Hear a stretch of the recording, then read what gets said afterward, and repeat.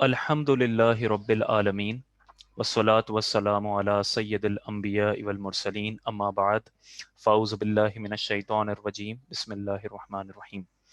تمام تعریفیں اللہ رب العزت کے لیے اور درود و سلام آقا و مولا حضور سرور کائنات صلی اللہ علیہ وسلم کی ذات گرامی پر۔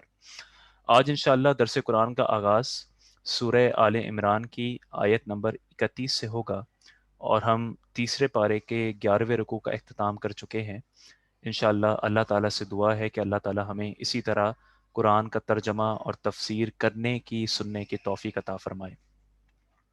بسم اللہ الرحمن الرحیم۔ اللہ کے نام سے شروع کرتا ہوں جو نہایت مہربان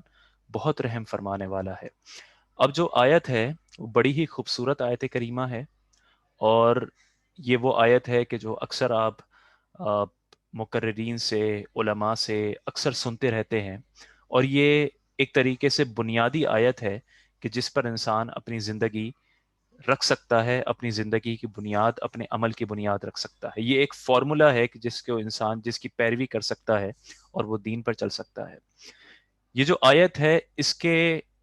دو شان نزول بیان ہوئے۔ ایک قول یہ ہے کہ جب نبی کریم صلی اللہ علیہ وسلم مشرکین کے پاس گئے اور انہیں دیکھا کہ وہ بتوں کو سجاتے ہیں، بتوں کو ستھرا رکھتے ہیں، ان کی پوجا کرتے ہیں، تو حضور نے ان سے سوال کیا کہ تم ان کی پوجا آخر کیوں کرتے ہو جبکہ یہ کسی نفع کے مالک نہیں؟ تو کفار نے جواب دیا کہ ہم ان کی عبادت اس لیے کرتے ہیں کہ یہ ہم سمجھتے ہیں کہ اس سے ہمیں اللہ کی محبت حاصل ہو جائے گی، یہ اللہ کی بارگاہ میں ہماری شفاعت کریں گے، اور یہ اللہ کی محبت کا ذریعہ ہے۔ دوسرا قول یہ ہے کہ جب نبی کریم صلی اللہ علیہ وسلم نے یہودیوں کو دعوت اسلام دی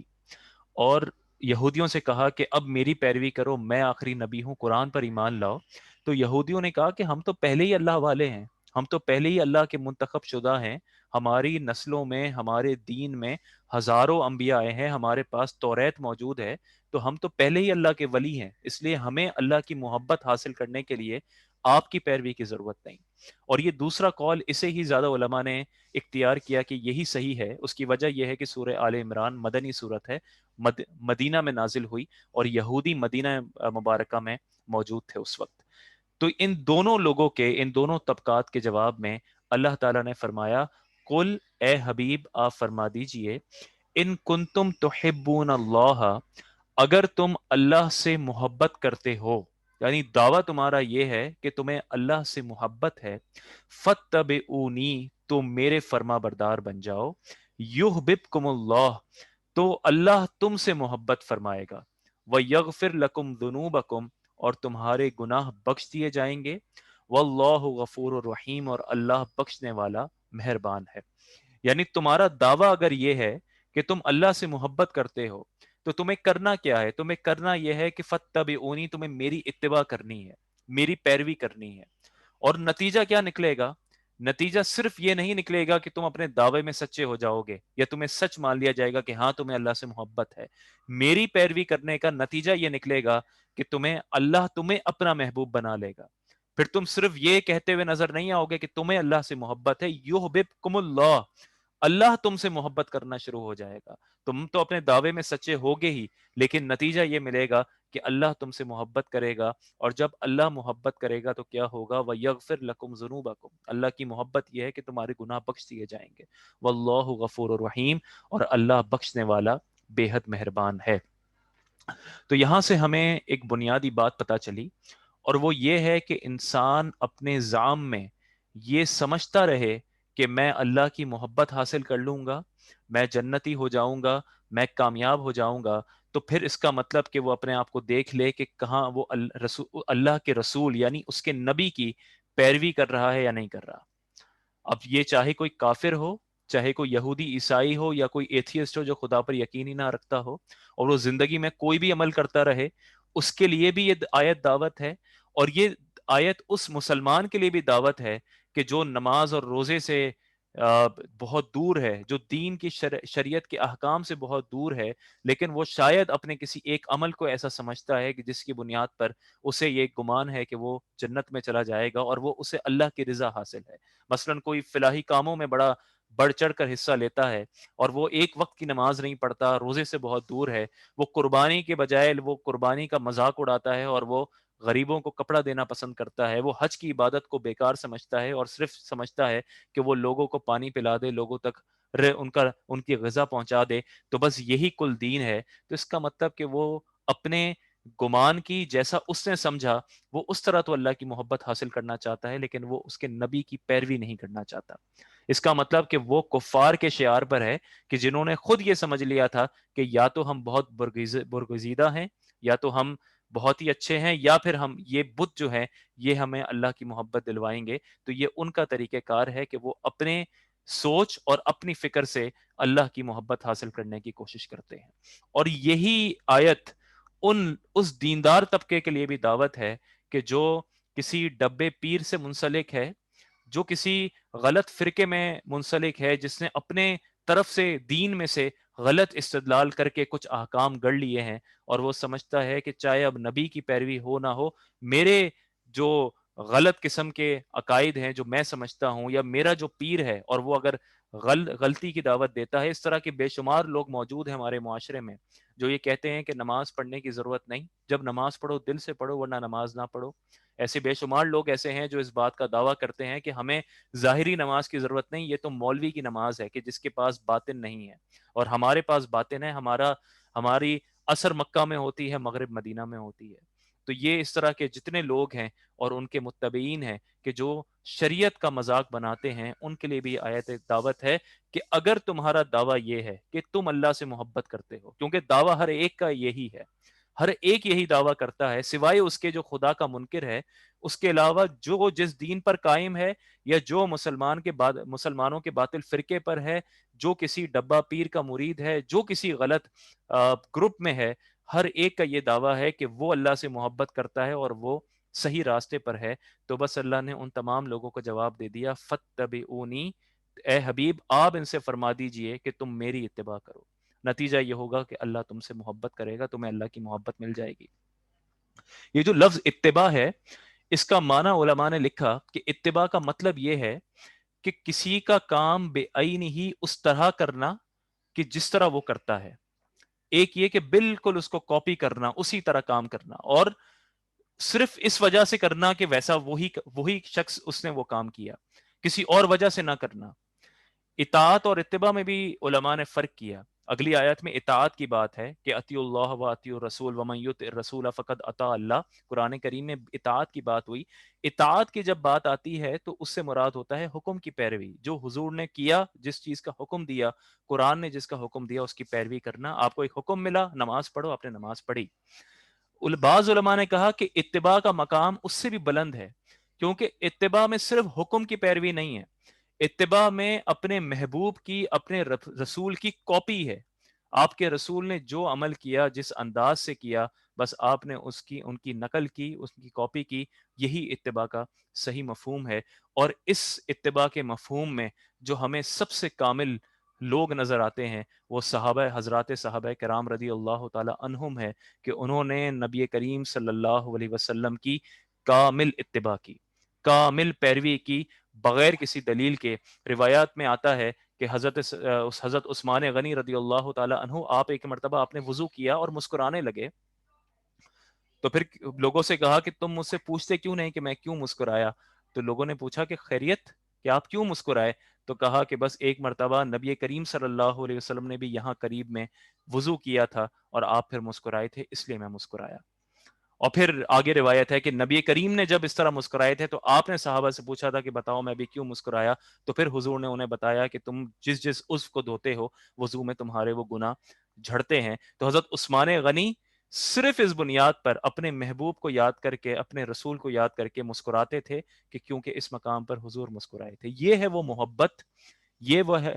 وہ عشق ہے کہ جس کی قرآن اور حدیث دعوت دیتی ہے، اور یہ آپ کو بنیادی فرق نظر آئے گا۔ ایک اور روایت میں آتا ہے کہ حضرت عبداللہ ابن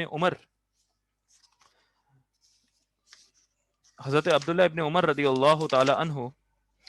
آپ ایک مرتبہ ایک اپنی اونٹنی کو چکر لگوانے لگے، گول گھومنے لگے، تو لوگوں نے ان کا سبب پوچھا کہ خیریت آپ اونٹنی میں چکر کیوں لگا رہے ہیں؟ تو آپ نے فرمایا ہے کہ میں نہیں جانتا، یعنی اس کی حکمت تو مجھے نہیں پتا، مگر اس جگہ میں نے تاجدار رسالت صلی اللہ علیہ وسلم کو ایسا کرتے دیکھا تھا، اس لیے میں بھی ایسا کر رہا ہوں۔ تو یہ وہ صحابہ کی اتباع تھی کہ جو نبی کریم صلی اللہ علیہ وسلم کی تھی، کہ کہیں حکمت معلوم نہ بھی ہو، اگر دلیل معلوم نہ بھی ہو، تو بھی حضور نے جیسا جیسا کیا ویسا کرنا۔ رسول اللہ صلی اللہ علیہ وسلم نماز میں تھے تو اس دور میں نالین جوتیاں پہن کر نماز بھی پڑھی جاتی تھی۔ حضرت جبریل امین نماز کے دوران آئے، آپ کو عرض کی کہ آپ کی نالین پر کچھ گرد ہے، آپ نے نماز کے اندر نالین اتار دی، تمام صحابہ نے بھی نماز کے دوران اتار دی۔ حضور نے پوچھا تم نے کیوں اتاری؟ بعد میں صحابہ نے کہا کہ آپ نے اتار دی اس لیے ہم نے بھی اتار دی۔ تو یہ وہ عمل تھا کہ صحابہ نے انتظار نہ کیا کہ جب نماز کے بعد یا بعد میں ہم سوال کریں گے کہ اس کی وجہ کیا تھی، پھر ہم اس پہ غور و تفکر کریں گے، پھر ہم ایک نتیجے پہ پہنچیں گے کہ مجھے اس پر عمل کرنا ہے یا نہیں، بلکہ ان کا طریقہ یہ تھا کہ بس جو رسول اللہ صلی اللہ علیہ وسلم کا عمل ہے ہمیں ویسا ہی کرنا ہے۔ اس لیے ہمیں اس لیے ایک وہ طبقہ ہے جو کہتا ہے کہ رسول کا مقام منصب صرف اتنا ہے کہ آپ نے اللہ کا پیغام ہم تک پہنچا دیا اور بس، اور جو آپ نے حکم دے دیا ہم اس پر عمل کریں گے۔ لیکن آپ یہاں پر صحابہ کے عمل سے دیکھیں کہ جن کے بارے میں اللہ تعالیٰ نے فرمایا کہ میں نے ان کے دلوں کو تقوی کے لیے چن لیا ہے، وہ نبی کریم صلی اللہ علیہ وسلم کی کامل اتباع کرتے تھے، اور یہی وہ اتباع ہے جو اللہ کی محبت دلاتی ہے۔ تو یہ ایک فارمولا ہے زندگی بھر کا۔ آپ پوری زندگی میں جس شعبے سے بھی وابستہ ہوں، آپ کہیں بھی کھڑے ہوں، آپ کا تقوی میں کوئی بھی مقام ہو، چاہے آپ ایک عام امتی ہوں، چاہے ایک پیر ہوں، ایک عالم ہوں، ایک مفتی ہوں، مبلغ ہوں، چاہے ایک حافظ ہوں، کچھ بھی ہوں، بس آپ نے اگر رسول اللہ صلی اللہ علیہ وسلم کے راستے سے ہٹ کر کوئی راستہ اپنایا تو اس کا مطلب کہ آپ حضور کے راستے پر نہیں ہیں، آپ نے ان کی کامل اتباع نہیں کی۔ اور اس طرح کی بے شمار احادیث موجود ہیں کہ جس میں حضور نے فرمایا کہ بس جس نے ایسا کیا وہ ہمارے راستے میں سے نہیں ہے، وہ ہم میں سے نہیں ہے۔ تو بس یہی وہ اتباع ہے، یہی وہ سنت کا راستہ ہے جو سب سے افضل ہے، اور یہ میانہ روی کا راستہ ہے جو حضور کی سنت ہے۔ تو بس حضور اللہ تعالیٰ نے فرما دیا ان کنتم تحبون اللہ فاتبعونی یحببکم اللہ ویغفر لکم ذنوبکم، اللہ تمہارے گناہ بخش دے گا، واللہ غفور الرحیم، اللہ بخشنے والا بے حد مہربان ہے۔ آگے فرمایا قل، جب یہ آیت کریمہ نازل ہوئی تو ایک شخص نے اعتراض کیا کہ دیکھو یہ نبی اپنی پیروی کروانا چاہتے ہیں اور یہ چاہتے ہیں کہ ہم اللہ کو چھوڑ دیں، ان سے محبت کریں، ان کی پیروی کریں، اور یہ ہمیں عیسائیوں، جس طرح عیسائی حضرت عیسیٰ سے محبت کرتے ہیں، حضرت عیسیٰ کو بڑے مقام پر رکھ دیتے ہیں، اس طرح یہ چاہتے ہیں کہ ہم بھی ان سے محبت کریں اور ان سے دل لگائیں۔ تو اس مقام پر اللہ تعالیٰ نے فرمایا قل، اے حبیب آپ فرما دیجئے، اطیعوا اللہ والرسول، تم فرما دو کہ اللہ اور اس کے رسول کی فرما برداری کرو۔ یعنی یہ جو رسول کی اتباع ہے یہ صرف رسول کے کسی ذاتی فائدے کے لیے نہیں ہے، یہ صرف حضور کا اپنا فائدہ نہیں ہے، بلکہ اصل اس میں حقیقت یہ ہے کہ قل اطیع اللہ، اللہ کی فرما برداری، والرسول، یہاں پہ دیکھیں رسول کہا، وہاں پہ کہا تھا فتبعونی، میری پیروی کرو، حضور نے مخاطب کر کے کہا۔ یہاں پہ فرمایا قل اطیع اللہ، اے حبیب آپ ان سے کہیے اللہ کی اطاعت کرو اور رسول کی اطاعت کرو۔ یہاں یہ نہیں ہے قل اطیع اللہ و اطیعنی کہ میری اطاعت کرو۔ اس کی بنیادی وجہ یہی ہے کہ اس آیت میں اس بات کو ظاہر کر دیا کہ اطاعت اور اتباع یہ میری ذات کے لیے نہیں ہے، اس میری اپنے لیے نہیں ہے، بلکہ میری اتباع اس وجہ سے ہے کہ میں اللہ کا رسول ہوں، میں اللہ کا منتخب بندہ ہوں جو تم تک قرآن کریم کو پہنچانے والا ہوں، اس وجہ سے میری اتباع ضروری ہے، اور کیونکہ میں تمہیں اللہ سے جوڑنے والا ہوں۔ قل اطیع اللہ ورسول، تم فرما دو کہ اللہ اور اس کے رسول کی فرما برداری کرو۔ فَإِن تَوَلَّوْا، پھر اگر وہ منہ پھیریں، فَإِنَّ اللَّهَ لَا يُحِبُّ الْكَافِرِينَ، تو اللہ کافروں کو پسند نہیں فرماتا۔ تو بس یہ اگر اللہ اور اس کے رسول کی اطاعت سے منہ پھیرا تو اللہ تعالیٰ کافروں کو پسند نہیں کرتا، اللہ تعالیٰ انہیں جہنم میں ڈالے گا، اللہ تعالیٰ ان پر سخت عذاب دے گا۔ یہاں پہ ہم ایک اور طبقے کی بات کرتے ہیں، اور یہ طبقہ وہ ہے جو یہ کہتا ہوا نظر آتا ہے کہ بس قرآن ہمارے لیے کافی ہے، سنت کی ہمیں ضرورت نہیں، اور وہ اس طرح کے لوگوں کے دلوں میں شکوک و شبہات ڈالتے ہیں کہ دیکھو احادیث تو اتنے سال بعد جمع ہونا شروع ہوئیں، امام بخاری نے بھی لاکھوں احادیث پڑھیں، اس میں سے کہا کہ صرف اتنی صحیح ہیں، پھر اس میں سے بھی صرف اتنی سی جمع کی، اور دیکھو اس میں کتنی اقسام بن گئیں، کوئی ضعیف ہے، کوئی موضوع ہے، تو ہمیں کیا علم کہ کون سی صحیح ہے کون سی غلط ہے، تو بس ہمارے لیے قرآن حجت ہے۔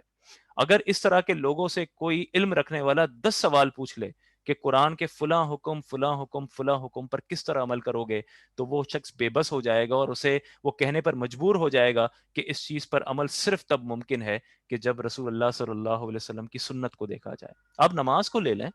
حضور کی سنت، حضور کا طریقہ نکال دیں اور پھر نماز پڑھ کے بتا دیں، اپنی سوچ سے نماز پڑھیں گے۔ کیسے نماز پڑھیں گے؟ آپ زکوٰۃ کو لے لیں، زکوٰۃ کیسے ادا کریں گے، کس کو ادا کریں گے؟ زکوٰۃ کے اور دیگر احکام آپ جب تک حضور اور صحابہ کی زندگی کا مطالعہ نہیں کرتے تو کیسے کریں گے؟ تو خیر یہ باتیں تو تمام عقلی ہیں کہ جس پر انہیں گرایا جا سکتا ہے، لیکن اصل بات یہ ہے کہ اللہ تعالیٰ نے فرما دیا کہ اگر تم محبت کے دعوے دار ہو تو اے حبیب ان سے کہہ دو میری اتباع کرو، اور پھر واضح طور پر فرما دیا قل اطیعوا اللہ والرسول، اللہ اور اس کے رسول کی فرما برداری کرو۔ اور قرآن کریم میں ایک اور مقام پر بھی فرما دیا وَمَن يُطِعِ الرَّسُولَ فَقَدْ أَطَاعَ اللَّهَ، کہ جس نے رسول کی اطاعت کی تو اس نے در حقیقت اللہ کی ہی اطاعت کی۔ اور پھر قرآن کریم میں ہی فرما دیا وما ينطق عن الهوى ان هو الا وحی یوحى، کہ یہ رسول اپنے نفس سے، اپنے پاس سے کچھ نہیں کہتے، صرف وہی کہتے ہیں جو ان کی اللہ کی طرف سے ان پر وحی کی جاتی ہے۔ تو خلاصہ یہ نکلا کہ جس طرح قرآن کریم کی اطاعت، قرآن کریم کو سمجھنا، قرآن کریم کے احکام پر عمل کرنا یہ ضروری ہے، اسی طرح رسول کی فرما برداری بھی ضروری ہے، اور رسول کی فرما برداری تب ہی ہو سکتی ہے جب آپ رسول کی سنت اور رسول کی حدیث پر عمل کریں۔ اور اسی لیے ہمارے علماء، ہمارے اکابرین نے اپنی زندگیاں لگا دیں حضور کی احادیث کو جمع کرنے میں، ورنہ ان کے لیے بڑا آسان تھا کہ کوئی محنت نہ کرتے اور قرآن کریم ہر ایک کو حفظ تھا، ہر ایک کے گھر میں موجود تھا، اس پر خود ہی اپنی سوچ کے مطابق عمل کرتے، لیکن انہوں نے اپنی زندگیاں گزار دیں حدیث کو جمع کرنے میں، حدیث کو لکھنے میں، حدیث کو پڑھانے میں، حدیث کو سمجھانے میں، حدیث کو یاد کروانے میں۔ یہ تمام کام صرف اس لیے ہوئے کہ نبی کریم صلی اللہ علیہ وسلم جس طرح دین کو لے کر آئے، آپ کے عمل کے موافق ہی دین پر عمل کیا جا سکے۔ تو بس یہ ایک عقل مند، ایک ذی شعور کے لیے قرآن کی یہ آیات اور یہ عقلی دلائل کافی ہیں۔ جو ایک ہٹ دھرم انسان ہے، جو دین سے بغاوت کرنا چاہتا ہے، اس کے سامنے آپ کوئی بھی دلائل رکھ لیں، وہ ان کا انکاری ہی ہوگا، ان کا انکار کر دے گا۔ ایک حدیث پاک ہے، بڑی خوبصورت حدیث پاک ہے،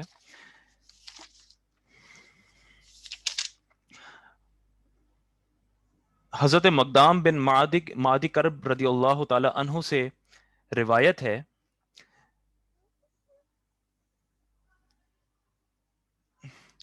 کہ حضور پرنور صلی اللہ علیہ وسلم نے ارشاد فرمایا سن لو، ان قریب ایک آدمی کے پاس میری حدیث پہنچے گی اور وہ اپنی مسحری پر تکیہ لگائے بیٹھا ہوا کہے گا کہ ہمارے اور تمہارے درمیان اللہ تعالیٰ کی کتاب ہے، یعنی اللہ کی کتاب کافی ہے، ہم جو چیز اس میں حلال پائیں گے اسے حلال سمجھیں گے، اور جو اسے حرام سمجھیں گے جسے قرآن میں حرام پائیں گے، حالانکہ اللہ تعالیٰ کے رسول نے بھی اسی طرح حرام کیا ہے جس طرح اللہ تعالیٰ نے حرام کیا ہے۔ یہ ترمذی میں کتاب العلم میں حدیث ہے کہ ایک طبقہ وہ آئے گا کہ وہ شخص آرام سے تکیہ لگائے بیٹھا ہوگا، اور جب اس کے پاس حدیث پہنچے گی تو بس وہ کہے گا کہ ہمارے لیے اللہ کی کتاب کافی ہے۔ تو نبی کریم صلی اللہ علیہ وسلم کی حدیث میں اس طبقے کا ذکر ہے کہ جو آج ہمارے معاشرے میں کثرت سے پایا جاتا ہے۔ آگے اللہ تعالیٰ نے فرمایا ان اللہ اصطفیٰ آدم و نوح و آل ابراہیم و آل عمران علی العالمین، بے شک اللہ نے آدم اور نوح اور ابراہیم کی اولاد اور عمران کی اولاد کو سارے جہان والوں پر چن لیا۔ یہود نے اصل میں کہا کہ یہ جو جتنے بڑے بڑے نبی تھے یہ سب یہودی تھے، اس کے جواب میں اللہ تعالیٰ نے فرمایا کہ نہیں، یہ مسلمان تھے، یہ صحیح دین پر قائم تھے، اور اللہ تعالیٰ نے ان کو منتخب کر لیا تھا، چن لیا تھا، استفا چن لیا آدم کو، نوح کو، ابراہیم کی اولاد کو، تو ابراہیم کی اولاد میں سارے دیگر انبیاء اور بنی اسرائیل میں جتنے انبیاء تھے وہ سب آ گئے، وآل عمران، اور عمران کی اولاد کو۔ حضرت مریم علیہ السلام کے والد کا نام عمران تھا اور آپ حضرت سلیمان علیہ السلام کی اولاد میں سے تھے، تو آپ کے ابھی ذکر ہوا کہ آل عمران یعنی حضرت مریم علیہ السلام اور آپ کی آل میں بھی تمام لوگوں کو، تمام جہان والوں پر چن لیا، یعنی انہیں نبوت عطا فرمائی، ان کے لوگوں کو ولایت عطا فرمائی، ان کو خاص درجہ عطا فرمایا۔